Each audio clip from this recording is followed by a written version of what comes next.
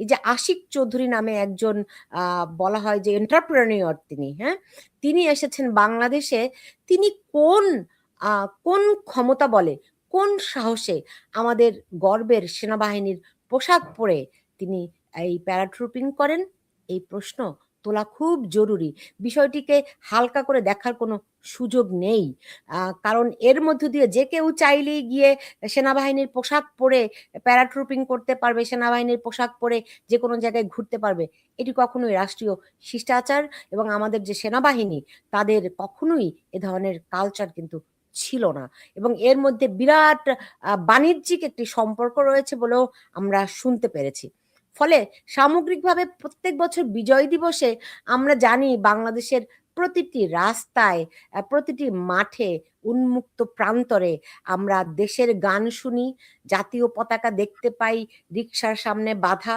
ছোট, ছোট শিশুরা তাদের আলপনা আঁকে কপালে, গালে বাংলাদেশের জাতীয় পতাকার লাল সবুজ পতাকা নিয়ে। এসব কিছুই আজ বাংলাদেশে হয়নি। বাংলাদেশের কোথাও বাজেনি দেশের গান। ফলে সবকিছু মিলিয়ে এক নিষ্প্রাণ যেই আ বিজয় দিবস, সেখানে আমরা দেখেছি রাজাকার বাহিনী, এই জামাতি গোষ্ঠী তারা ম্যারাথন করে, তারা সাইক্লিং করে, তাদের উল্লাসের যেন কোনো সীমা পরিসীমা নেই। আর ছাত্রলীগের ৩-৪ টি ছেলে তারা খুব লুকিয়ে, লুকিয়ে গিয়েছিল মা মা বি ইয়াতে আ জাতীয় স্মৃতিসৌধে একটু শ্রদ্ধা নিবেদন করার জন্য, একটু ফুল দেওয়ার জন্য। তাও খুব লুকিয়ে, খুব গোপনে একটা কাগজের টুকরোর মধ্যে লিখে, শ্রদ্ধাঞ্জলি লিখে তারা গিয়েছিল।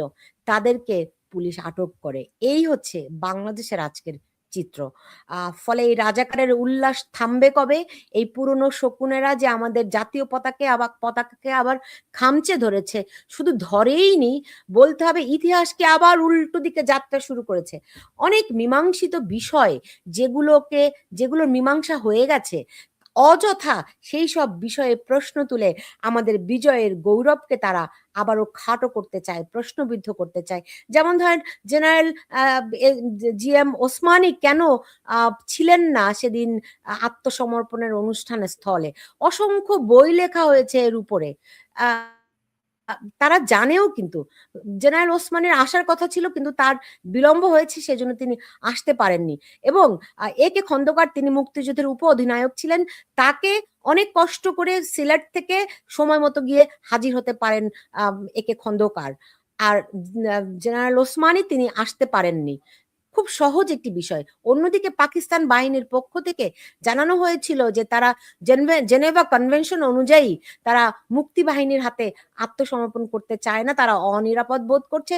তারা কোনো পেশাগত প্রতিষ্ঠিত সেনাবাহিনীর কাছে আত্মসমর্পণ করতে চায়। সেই হিসেবে তারা ভারতের যে প্রধান ছিলেন জেনারেল অরোরা তার কাছে আত্মসমর্পণ করেন। এটি একটা চূড়ান্ত মীমাংসিত সত্য। এই সমস্ত ইতিহাসকে বিকৃত করে যারা তারা ফায়দা উঠতে চায়, তো আপনারা নিশ্চয়ই জানেন। ওই যে জামাতি রাজাকার চিহ্নিত গোষ্ঠী যারা ওই আত্মসমর্পণের লজ্জা আজও ভুলতে পারেনি, যারা আজও আমার দেশের মুক্তিকামী মানুষকে পিছনে নিয়ে যেতে চায়, সেই পাকিস্তানি ধারায় ফিরিয়ে নিতে চায়, তারা আজও এই স্বাধীনতার ৫৪ বছর পরেও এই বিজয় দিবসেও তারা তাদের প্রচেষ্টা অব্যাহত রেখেছে। এই শক্তির উল্লাস আর কতদিন বাংলাদেশে চলবে? এই প্রশ্নকে সামনে রেখে শুরু করছি আজকের আয়োজন। আরো একবার স্বাগত জানাচ্ছি আমি সুলতানা রহমান এবং আমার সঙ্গে যারা অতিথি হিসেবে যুক্ত রয়েছেন তাদের সঙ্গে পরিচয় করিয়ে দিতে চাই। আমার সঙ্গে যুক্ত রয়েছেন আমার অত্যন্ত প্রিয়, অত্যন্ত ভালোবাসার ডক্টর নুসরাত রাব্বি। তিনি তার সবচেয়ে বড় পরিচয় যেই পরিচয়টি দিতে আমি অত্যন্ত গর্ববোধ করি সেটি হচ্ছে তিনি শহীদ বুদ্ধিজীবী ডক্টর ফজলে রাব্বির কন্যা। তার আরো তিনি অনেক মানে বাবার মতোই তিনি অনেক মেধাবী। এই আমেরিকায় তিনি হার্ভার্ডে পড়েছেন, বার্কলির তিনি ফেলো, হার্ভার্ডের ফেলো। মানে অসম্ভব তার বাবার মতোই তার বাবা ডক্টর ফজলে রাব্বি যেরকম বাংলাদেশ শুধু নয়, উপমহাদেশ শুধু নয়, পুরো পৃথিবীতে একজন স্বনামধন্য চিকিৎসক হিসেবে পরিচিত ছিলেন, ঠিক তেমনি ডক্টর নুসরাত রাব্বিও সেই মেধার যেই গৌরব সেটির উত্তরাধিকার। আমি আপাকে নিয়ে অনেক প্রাউড। এবং আমার সঙ্গে যুক্ত রয়েছেন কবি, প্রাবন্ধিক, আন্তর্জাতিক খ্যাতিসম্পন্ন অনেক পুরস্কার প্রাপ্ত কবি হাসান আল আব্দুল্লাহ। আপনাদের দুজনকে আমি স্বাগত জানাচ্ছি। ডক্টর নুসরাত রাব্বি, ধন্যবাদ। মানে আপনার এত পরিচয় আমি আর বললাম না, শহীদ বুদ্ধিজীবীর পরিচয়টি আমি রাখলাম, আপনি চাইলে বলতে পারেন আজকের এই বিজয় দিবসে দাঁড়িয়ে বাংলাদেশে কি দেখেন আপনার? এটা একটা গুরুত্বপূর্ণ প্রশ্ন। আমি সেজন্যই তোমার প্রোগ্রামে আজকে আসলাম, কারণ আমার মনে হয় আমরা আমাদের মতো মানুষ যাদের শুরুতেই 1971 তাদের কথা বলা উচিত, তাদের আমরা কি ভাবছি, আমরা কোথায় আছি।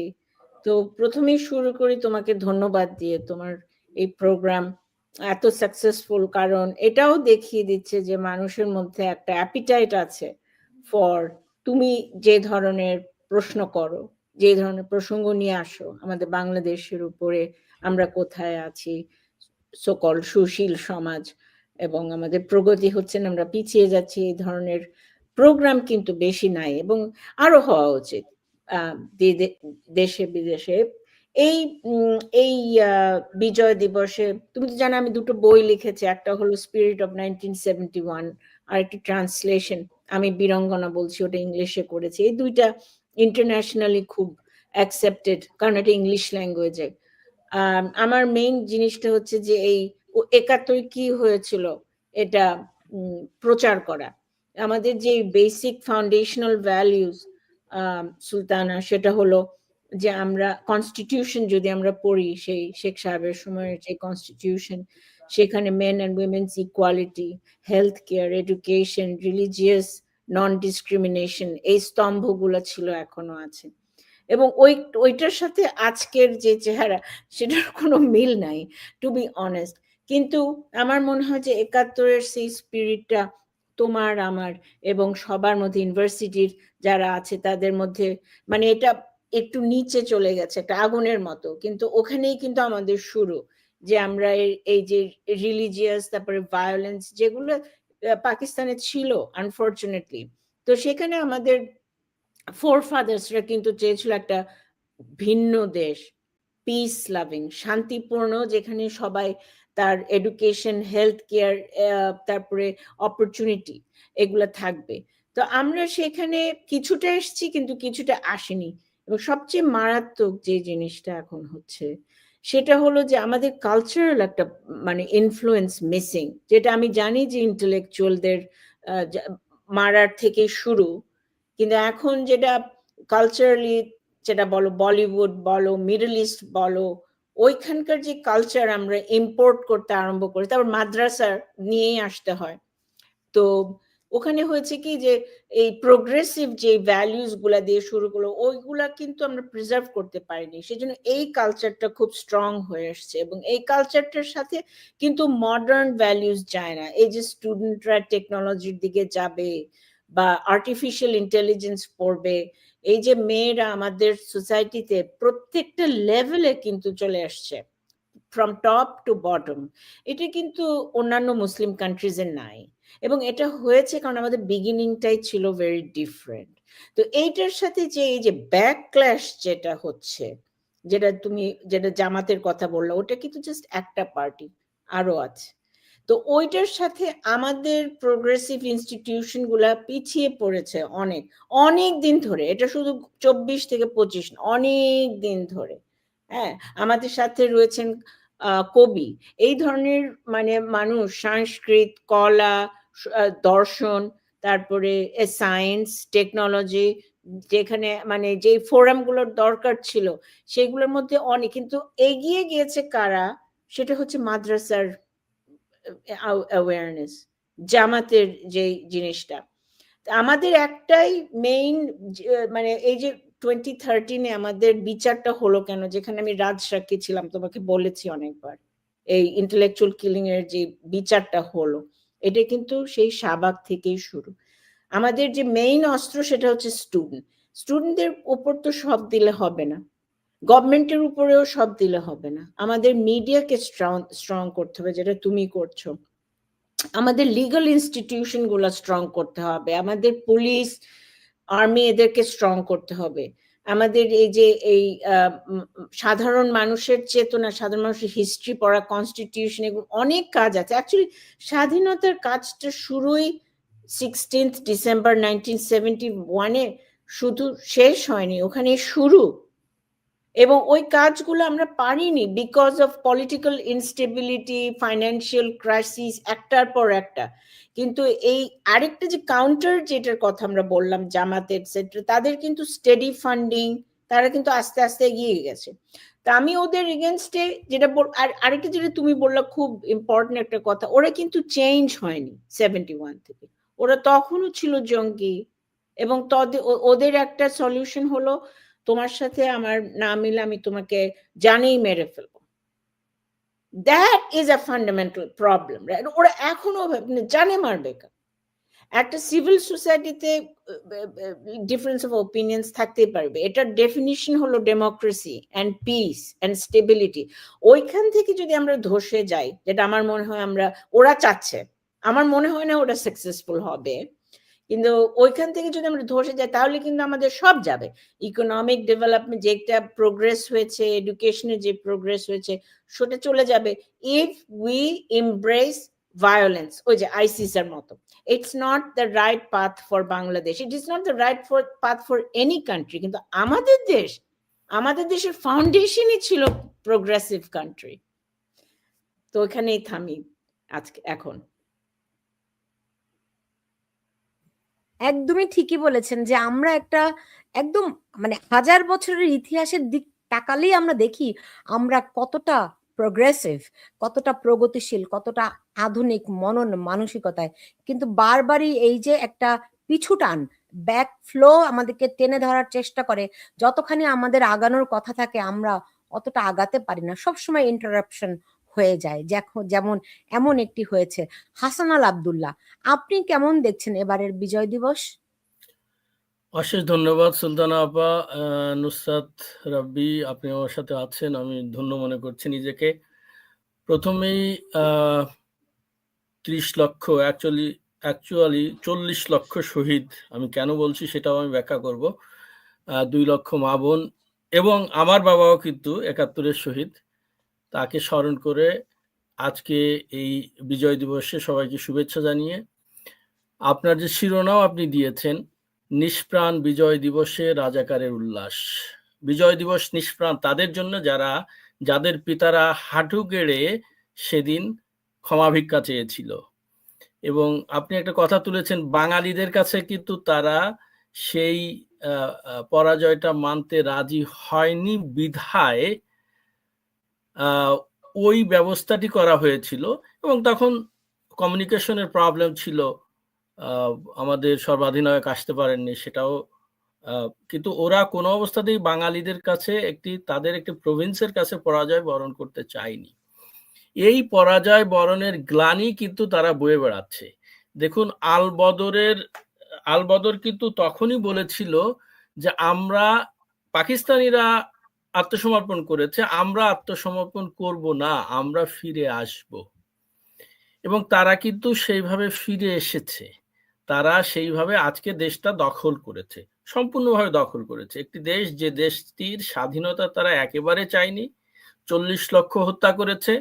এই 40 লক্ষের কথাটা অ্যাকচুয়ালি শাহরিয়ার কবিরের একটা ডকুমেন্টারিতে পাকিস্তানি জামাতের আমির, যিনি মওদুদির ছেলে, তিনি বলেছেন যে আমাদের হিসাবে 40 লক্ষ। এই 40 লক্ষ হত্যা করেছে মা বোনদের।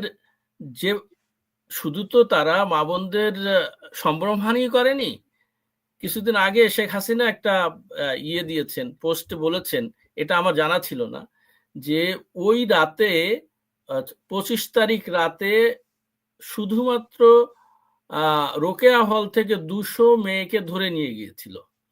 এই 200 মেয়ের একজন তাদের রান্না করে দিত এবং তাদেরকে ব্যবহার করত, সবাইকেই ব্যবহার করত। কিন্তু ওই মেয়েটি কোনোভাবে এই মুক্তিযোদ্ধাদের কাছে সংবাদ পৌঁছে দিতেন, এবং ওরা এটা জানতে পেরে তাকে ধরে নিয়ে তার 2 পা 2টি ট্রাকের সাথে বাঁধে এবং সেই ট্রাক চালিয়ে দেয়, তার শরীর একেবারে ফেড়ে যায়। এইভাবে হত্যা করেছে।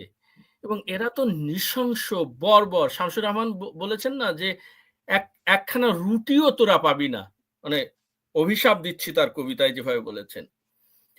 আমি একটা কবিতা দিয়েই আসলে এটা করি। শকুনেরা ভালো আছে, এরা শকুন, এরা সবসময় ভালো থাকতে চায়, এরা তখনও ভালো ছিল। এই কবিতাটি আমি 30 বছর আগে লিখেছি, বেশ কিছু ভাষায় অনুবাদও হয়েছে। এই কবিতা নিয়ে একটু প্রবন্ধ লিখেছেন পোলিশ ভাষায় একজন কবি। শকুনের বিস্তার এত বেশি হয়েছে যে স্বাধীনতা পরবর্তী সময়ে প্রথমত বঙ্গবন্ধুর মতো একজন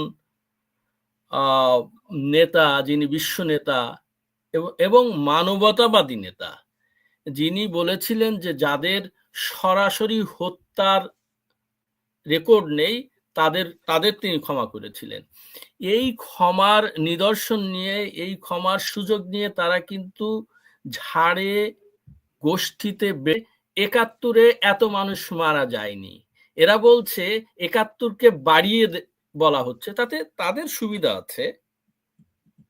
তাদের সেই সুবিধাটি হচ্ছে তারা যেভাবে আজকে বাংলাদেশকে আপা বললেন যে মাদ্রাসা শিক্ষা ইত্যাদি ইত্যাদি, আমাদেরও কিছু ভুল রয়েছে, আমাদেরও চরম কিছু ভুল রয়েছে। এই যে মাদ্রাসার যেখানে তাদের সিলেবাসই নেই, তারা এসে বিশ্ববিদ্যালয়ে ঢুকে যাচ্ছে। আজকে ঢাকা বিশ্ববিদ্যালয়ে তাদের সংখ্যাই বেশি। এবং হ্যাঁ, আমার ছেলে সম্প্রতি লয়ার হয়েছে, তাকে এই কথা বলাতে ও বললো যে কেউ একজনকে তো সুযোগ দিতে হবে তাদের আধুনিক শিক্ষায় শিক্ষিত করার। শেখ হাসিনা সেটাই করেছিলেন, কিন্তু তারা তো সেই আধুনিক শিক্ষায় শিক্ষিত হওয়ার জন্য বিশ্ববিদ্যালয়ে ঢোকেনি। তারা বিশ্ববিদ্যালয়ে ঢুকেছে জঙ্গিবাদ প্রতিষ্ঠা করার জন্য, তাদের রাজাকার মতবাদ প্রতিষ্ঠা করার জন্য। তারা বিশ্ববিদ্যালয়ে ঢুকেছে দ্বিমত পোষণ যারা করে তাদের হত্যা করার জন্য। সেই ৭১-এ পাক বাহিনী যেভাবে ধরে নিয়ে হত্যা করেছিল বর্বরোচিতভাবে, সেইভাবে দেখুন কিভাবে আক্রমণ করলো এই 14ই ডিসেম্বরে প্রফেসরের উপরে, এবং একই দিনে সাংবাদিক আনিস আলমগীরকে ধরে নিয়ে গেল। এর কিন্তু কোনো প্রতিবাদ হয়নি, কারণ তারা সেটাই চাচ্ছে। জি জি তবে আমার মনে হয় যে এর থেকে তারা পরিত্রাণ পাবে না। তাদের একটি হত্যাকারীকে কিন্তু সবসময় হন্ট করে, তাড়িয়ে বেড়ায়, তার কুকর্মই তাড়িয়ে বেড়ায়। তারা কিন্তু সেই হত্যাকে নানাভাবে প্রতিষ্ঠা দেওয়ার জন্য, নিজেরা বাঁচার জন্য এই কাজগুলি করছে। আমার ধারণা সত্য যুগে যুগে স্পষ্ট হয়, সত্য সবসময়ই থাকে। ফলত তাদের এই মিথ্যাবাদিতা কোনো অবস্থাতেই দাঁড়াবে না। কিছুদিনের জন্য হয়তো তারা এই আস্ফলন করে যাবে। জি, নিঃসন্দেহে ইতিহাস তো তাই বলে, কারণ এর আগেও তারা এমনটি করার চেষ্টা করেছে, কিন্তু বাংলাদেশের মানুষ কিন্তু সেগুলো সহ্য করেনি। ডক্টর নুসরাত রাব্বি, আপনি দেখেন যে মানুষ তো সুযোগ পায়, তারা বাংলাদেশে রাজনীতি করতে চায়। এই যারা বিশেষ করে ধরেন শিবিরের যেই প্রজন্ম, তারা তো এই দেশে জন্মেছে, তারা তো এই দেশের আলো বাতাসে বড় হয়েছে, এই স্বাধীন বাংলাদেশে তারা বড় হয়েছে। তাদের কি মানে পিছু টেনে ধরছে? তাদের কোন জায়গাটি তাদেরকে পাকিস্তান প্রীতি বাড়াচ্ছে? Great question. যে আমার মনে হয় যে প্রথমেই আমি একটা মানে কথা বলি ৭১ সম্বন্ধে। বুদ্ধিজীবীদের নিয়ে যাচ্ছিল ডিসেম্বর মাসে, এবং ওই আমার আব্বাকে তো একদম লাস্টে নিয়েছিল, কারণ ওরা জানতো যে তখন আব্বা এবং যাদেরকে নিয়েছিল তাদেরকে নেওয়া এবং মারার পরে মুক্তি বাহিনী তাদের ছেড়ে দিবে না। তো এটা ওয়াজ আ লাস্ট, মানে কি বলবো, এটাকে একটা চাল যাওয়ার আগে আমাদের স্ট্যাব করে যাওয়ার মতো, যাতে উঠতে না পারে। এখানে যারা পার্টিসিপেট করেছিল, এটা ডেফিনেটলি পাকিস্তান আর্মির একটা স্পেশাল জার্ন, আমার বইয়ে আছে লেখা, স্পেশাল জেনারেল তার চার্জে ছিল এই ইন্টেলেকচুয়াল কিলিংটা। কিন্তু এরা অনেক বাঙালিকে ইউজ করেছিল টু ডু দ্য জব, কারণ তখন কিন্তু অলরেডি ওরা চলে যাচ্ছিল। ওরা তো জানে যে ইন্ডিয়ার সাথে ওই এয়ারফোর্সের যে ডগ ফাইট হচ্ছিল, that was towards the end, ওরা হেরে যাচ্ছে, এবং কতগুলা সিটি ফলো করলো ঢাকার আগে। মানে যখন মুক্তিযোদ্ধারা ওই অন্যান্য শহর থেকে ঢাকার দিকে মার্চ করে চলে আসছিল সুলতানা, তখন তার আব্বাকে ধরে নিয়ে যায়। সো মানে ওদের একদম একটা লাস্ট তখন অনেকে প্লেনের পর প্লেনে ওয়েস্ট পাকিস্তানে চলে যাচ্ছিল। তো ওরা রিলাই করেছিল, মানে আমাদের বাড়িতে we saw Pakistan army, no doubt about it. অনেকের বাসায় 2-1 লোক পাঠিয়েছে, আমাদের বাসায় একদম পুরা সারাউন্ড করে যাতে কোনোভাবেই আব্বা বের না হতে পারে, এটা আমি ডিসক্রাইব করেছি। কিন্তু ওখানে বাংলাদেশিরাও ছিল। আমাদের এই ক্যারেক্টার আমরা কেন করেছি এটা কিন্তু ঠিক মতো আমাদের দেখতে হবে। এবং আপা বাংলাদেশি যারা ছিল তাদের কি আপনি আপনি অনেক ছোট ছিলেন আমি জানি, তবু হ্যাঁ, আপনি আইডেন্টিফাই করতে পেরেছিলেন? আজকে বলা হচ্ছে এই বুদ্ধিজীবীদেরকে, এই পুরনো মানে ন্যারেটিভ, মানে ইতিহাস বদলানোর প্রচেষ্টা, বলা হচ্ছে এই বুদ্ধিজীবীদের হত্যা করেছে ভারত, জামাত এই বুদ্ধিজীবী দিবসও এই দাবি করেছে।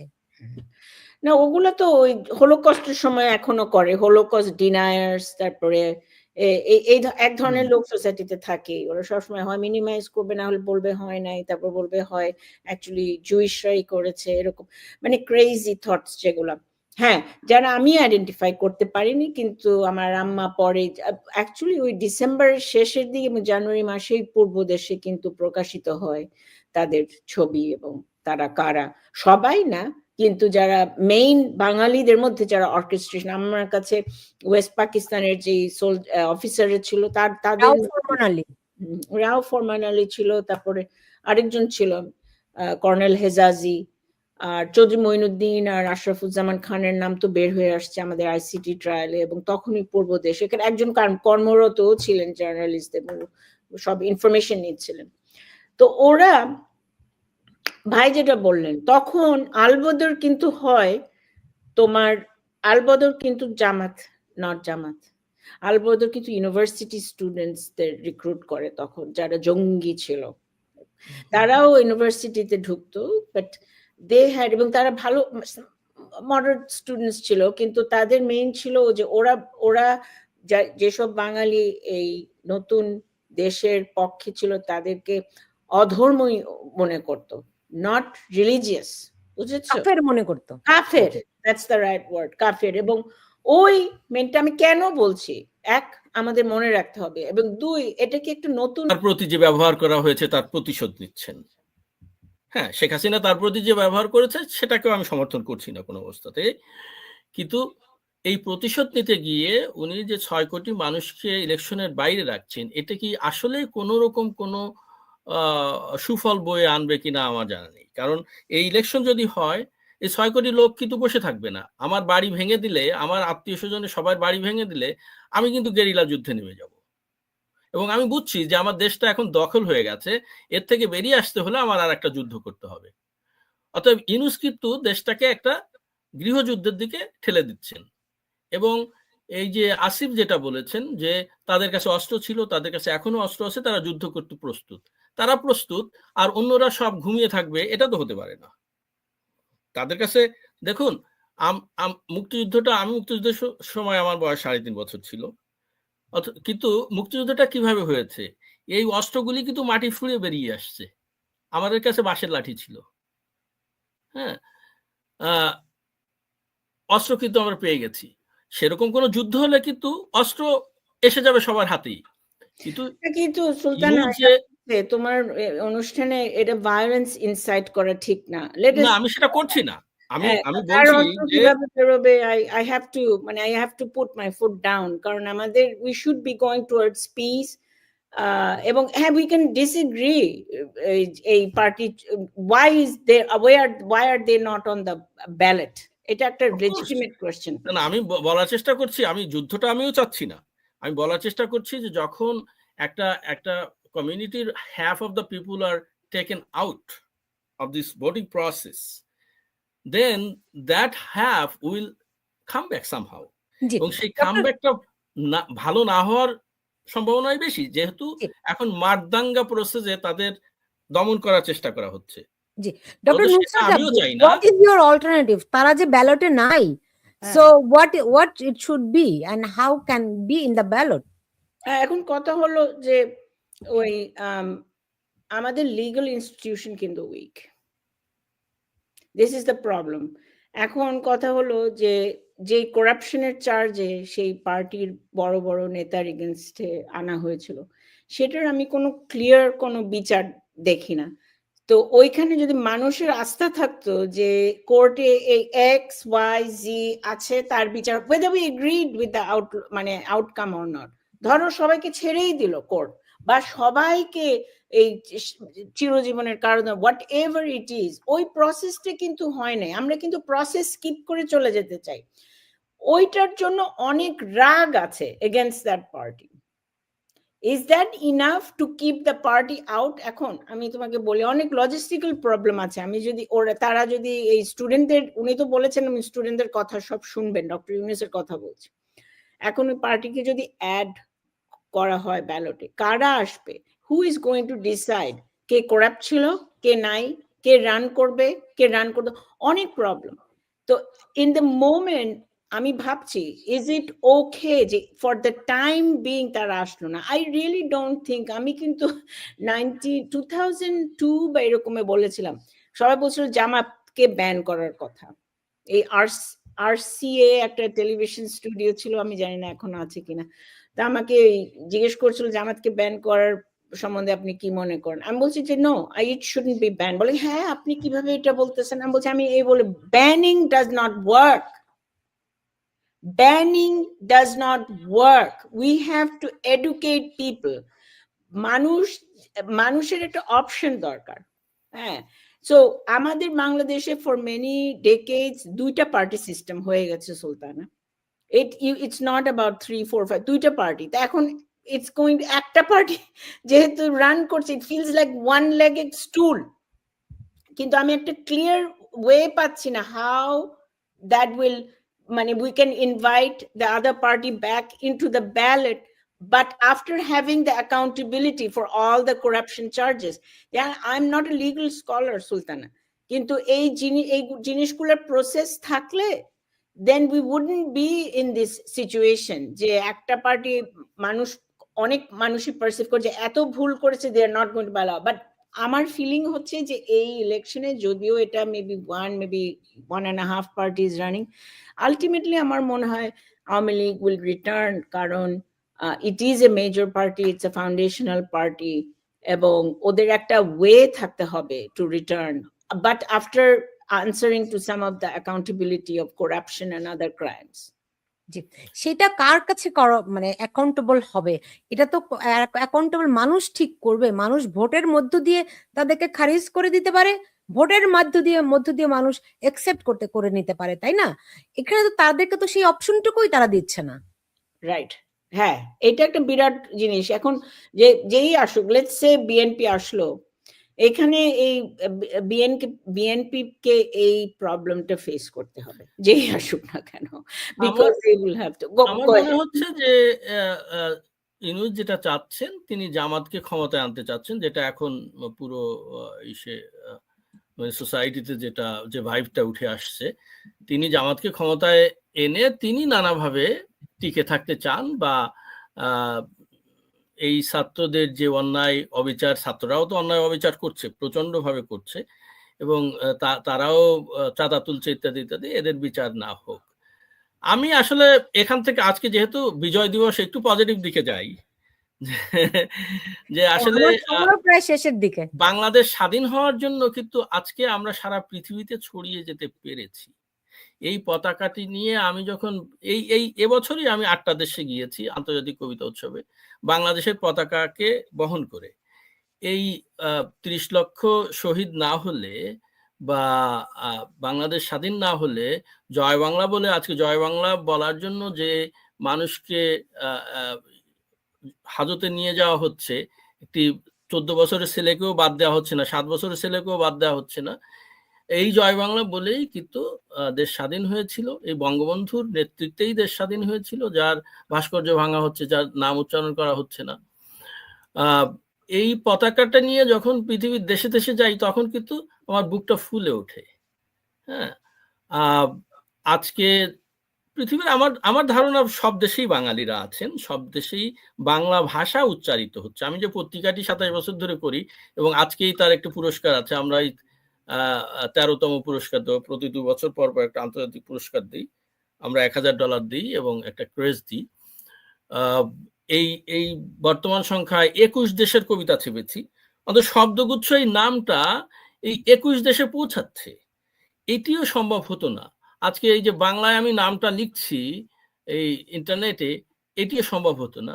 তো মুক্তিযোদ্ধারা আমাদের যেটি এনে দিয়েছেন, যে মানচিত্র এনে দিয়েছেন, তাদের প্রতি আমি অজস্র অজস্র কৃতজ্ঞতা জানাচ্ছি। এবং শুনুন, সব সময়ই যে কোনো জাতি বিভিন্নভাবে নানা রকম অসুবিধার ভিতর দিয়ে সামনের দিকে এগিয়ে যায়। আমাদের এগিয়ে যাওয়ার প্রক্রিয়াটা কিন্তু একেবারেই ফেলে দেওয়ার নয়। আমাদের জিডিপি বেড়েছে, আমাদের সেই 71 সালে যে দারিদ্র সীমার নিচে মানুষ যে পরিমাণ দারিদ্র সীমার নিচে বসবাস করত, এখন সেই পরিমাণ নাই। আমাদের শিক্ষার হার বেড়েছে। তবে আমাদের যে দিকগুলি আছে, যেটি ইতিপূর্বে আমরা অলরেডি আলোচনা করেছি, যে এই শিক্ষা যদি সায়েন্সমুখী হয়, বিজ্ঞানমুখী হয়, তাহলে হয়তো আমরা আরো এগিয়ে যেতে পারবো। আমার মনে হয় যে এই বিজয় দিবসে প্রথমত রাজাকারদের প্রতিহত করা, দ্বিতীয়ত বিজ্ঞানমুখী শিক্ষায় আমরা আরো এগিয়ে যাই এবং মানুষকে তার কথার আমি আস্থা নাও রাখতে পারি, কিন্তু তার কথা বলার যে স্বাধীনতা আছে, সেই স্বাধীনতাটা অন্তত দিই। কথা বলার জন্য অ্যারেস্ট করে তাকে হেনস্থা না করি। জি, ডক্টর নুসরাত রাব্বি, তো এই যে রাজাকারদের প্রতিহত করতে নিশ্চয়ই প্রতিহত হবেই তারা, এটি একটা সত্যের মতো। সত্যকে আপনি দমন করে রাখতে পারেন না যেরকম, সেরকম এই রাজাকাররা কোনোদিনও স্থায়ী হতে পারবে না। কিন্তু কত সময় লাগতে পারে? না, এখানে আমাদের অনেক কাজ করতে হবে। এখানে উইশিং এন্ড থিঙ্কিং যেটা আমরা করি অনেক সময় বাঙালি, আমাদের অনেকগুলো স্ট্রেংথ আছে, আবার অনেকগুলো উইকনেসও আছে। আমাদের কিন্তু 71-এর যে এই ছিল কুর্মিটোলা। সেখান থেকে আজকে বাঙালিদের বাংলাদেশ না হলে তো আজকে এই ছেলেপেলেরা যারা বলছে 71 হয়নি, তারাও তো, যারা ব্যারিস্টার নামের আগে ব্যারিস্টার দিয়ে, আমার একটা সম্প্রতি কবিতায় বলেছি, সব শালা নামের আগে ব্যারিস্টার, নামের আগে ব্যারিস্টার দিয়ে তারা কিন্তু বাংলায় কথা বলতে পারতো না। এটা ইম্পসিবল ছিল। তো আমরা এই জায়গাটিতে এসেছি যেখানে বাঙালিদের প্রাধান্য। আব্বা বললেন আজকে ক্রিকেটে, হ্যাঁ ওখানেও দুর্নীতি হয়েছে, কিন্তু ক্রিকেট টিম আছে বাংলাদেশের। ইন্ডিয়ার একটা ক্রিকেট টিমে কোনো একজন বাঙালি হয়তো কখনো ছিল, কিন্তু আমাদের 11 জনই বাঙালি। এটি কিন্তু একটা গর্বের বিষয়। তা তো অবশ্যই। আপা, আরেকটি বিষয় একটু আলাপ না করলেই নয়, এগুলি নিয়ে এসে এটা ঠিক না এরকম বলা। এখন আমরা সবসময় ওই ইন্ডিয়ার পাকিস্তানের we need to stop. We just need to stop. সোজা কথা। Let them worry about their country. What have we done? আমরা বাঙালি, মুসলিম, হিন্দু, উর্দু, খ্রিস্টান, আমরা আমাদের, let us worry about our own country and stop the hate. Stop the hate against Pakistan, against India, against US, against Jews, against Hindus, against other Muslims. This is not 1971 at foundational value.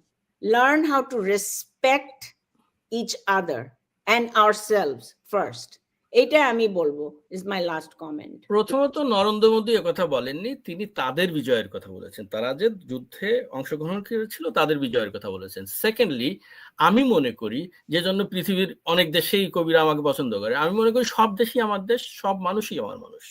আমি যদি সব মানুষকে আমার মানুষ হিসেবে দেখি, তাহলে কিন্তু হানাহানি, মারামারি, কাটাকাটি থাকে না। আমি অন্যের মানুষ বিবেচনা করে, অন্য দেশের মানুষ, অন্য ধর্মের মানুষ বিবেচনা করে কিন্তু বেরিয়ে আসতে চাই।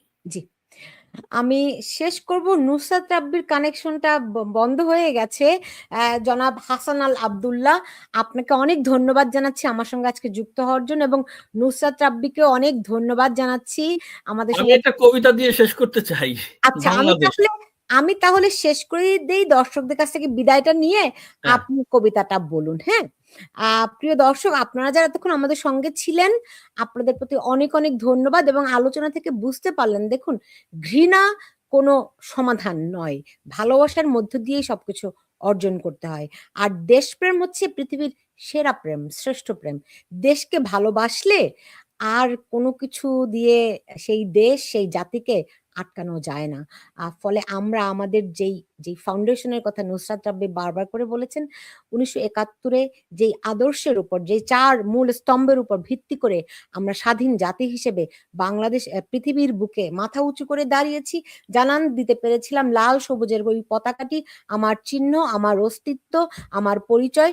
ঠিক তেমনি করে আজকে বাংলাদেশে যে অরাজকতা, যে রাজাকারের উল্লম্ফন চলছে, এ থেকে প্রতিহত হতে হলে, এদেরকে হটাতে হলে বাংলাদেশের মাটি থেকে আমাদেরকে আরো সচেতন হতে হবে, ইতিহাস মনস্ক হতে হবে, ইতিহাস থেকে জানতে হবে প্রতিটি পর্ব। ওই গুজবে কি কান চিলে কান নিয়ে গেছে বলে চিলের পিছে ছুটলে হবে না। বাংলাদেশের মানুষকে ইতিহাসের মুখোমুখি দাঁড়াতে হবে। যারা ইতিহাস বিকৃত চেষ্টা করছে তাদেরকে ধিক্কার জানাই। আর এই বিজয় দিবসে সবার জন্য থাকছে অনেক অনেক ভালোবাসা। বাংলাদেশে শান্তি ফিরে আসুক, বাংলাদেশে মুক্তিযুদ্ধের আদর্শ প্রতিষ্ঠিত হোক, সেই প্রত্যাশা রেখে আমি বিদায় নিচ্ছি। এখন হাসান আল আব্দুল্লাহর একটি কবিতা শুনতে শুনতে আমরা একেবারে বিদায় যাব। সবার প্রতি অনেক অনেক ধন্যবাদ জানাচ্ছি দর্শক, আপনারা যারা আমাদের সঙ্গে এতক্ষণ ছিলেন। জি, হাসান আল আব্দুল্লাহ। আবারও বিজয়ের শুভেচ্ছা। কবিতাটির নাম বাংলাদেশ। অতঃপর সদ্য ফোটা গোলাপের মতো